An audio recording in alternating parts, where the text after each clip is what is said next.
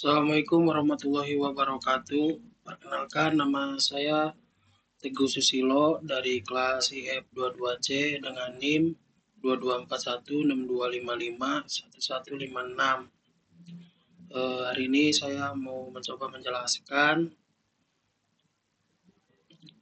bagaimana kita memprediksi penyakit jantung pakai otak buatan atau yang biasa disebut kita sebut support vector machine. Ini sangat penting sekali karena deteksi dini penyakit jantung itu sangat membantu. Di sini saya akan coba menjelaskan sebisa saya.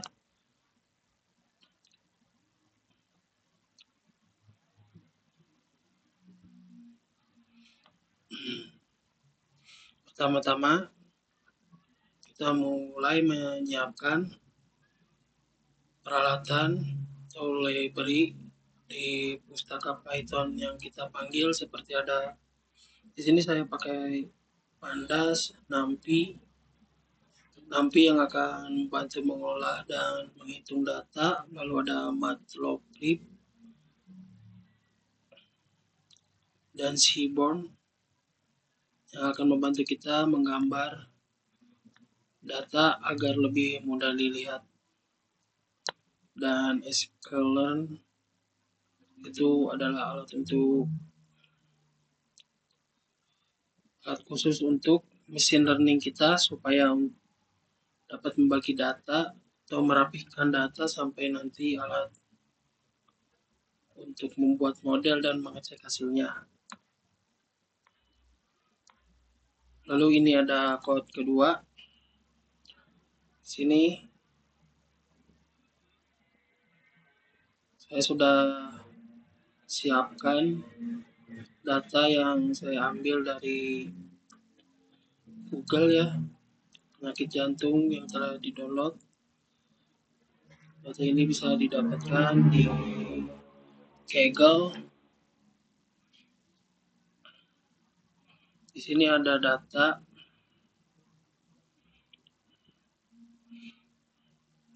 pasien seperti usia, kolesterol, dan yang paling penting adalah kolom di sini, condition. Ini yang menunjukkan apakah pasien punya penyakit jantung. Jika iya, dia akan muncul angka 1, jika tidak dia akan 0 saja.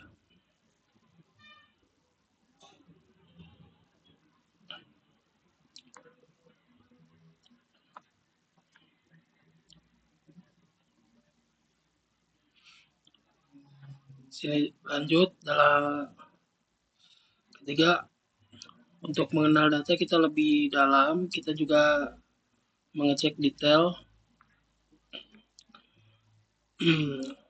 datanya. Kita bisa melihat semua kolom yang ada jenis datanya apa saja dan apakah ada data yang bolong atau kosong.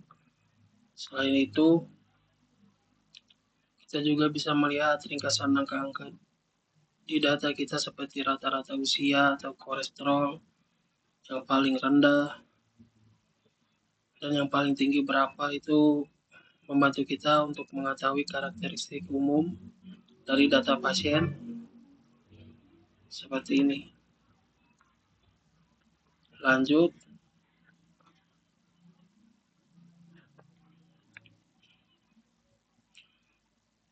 setelah itu kita membuat sebuah grafik yang namanya heat map. Korelasi ini seperti peta yang menunjukkan hubungan antara kolom data kita. Kalau warnanya merah atau biru pekat artinya hubungannya kuat. Itu berguna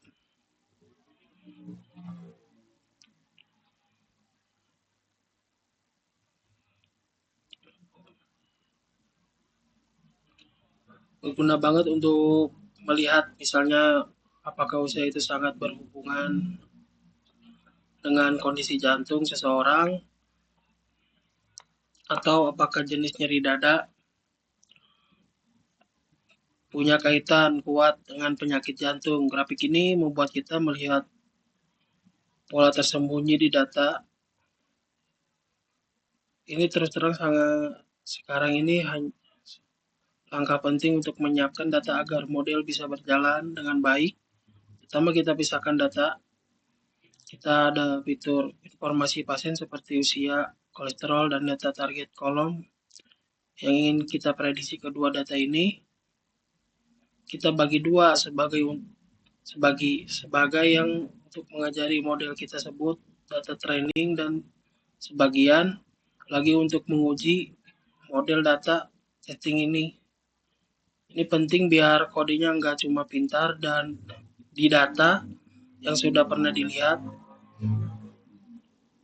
Terakhir, kita menyamakan skala angka-angka di data.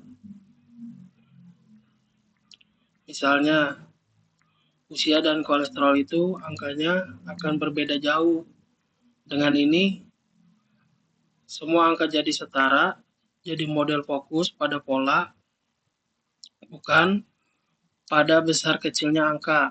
Nah, di sini SPM kita mulai diajari dengan data yang sudah rapi tadi.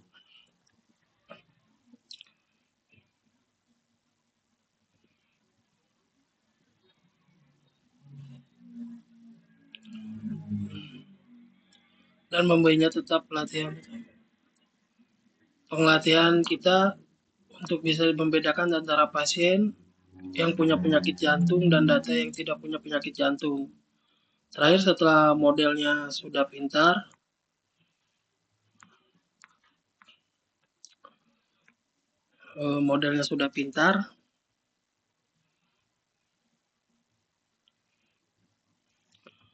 kita minta modelnya untuk memprediksi kondisi pasien yang belum pernah dilihat. Setelah diprediksi, ini akan keluar, kita langsung cek hasilnya. Kita pakai confusion metric yang akan menunjukkan beberapa banyak prediksi model yang benar. Misalnya pasien sakit diprediksi sakit atau pasien sehat diprediksi sehat, dan juga beberapa yang salah, misalnya pasien sakit tapi bilang sehat atau sebaliknya. Lalu ada classification report yang kasih detail lebih lanjut seperti precision beberapa yakin model yang kita bilang sakit dan recall. Penyemangat di medis ini menunjukkan seberapa banyak pasien yang benar-benar sakit itu berhasil ditemukan oleh model kita, dan yang paling sering kita dengar akurasi total model kita dari hasil outputnya ini mencapai 75%. Artinya 75% dari setiap 100 prediksi model kita itu benar. Jadi itu dia perjalanan kode dan hasil analisis prediksi SPM. Mungkin itu saja yang saya sampaikan dan jabarkan. Kurang lebihnya mohon maaf. Terima kasih banyak atas perhatiannya. Saya tutup. Assalamualaikum warahmatullahi wabarakatuh.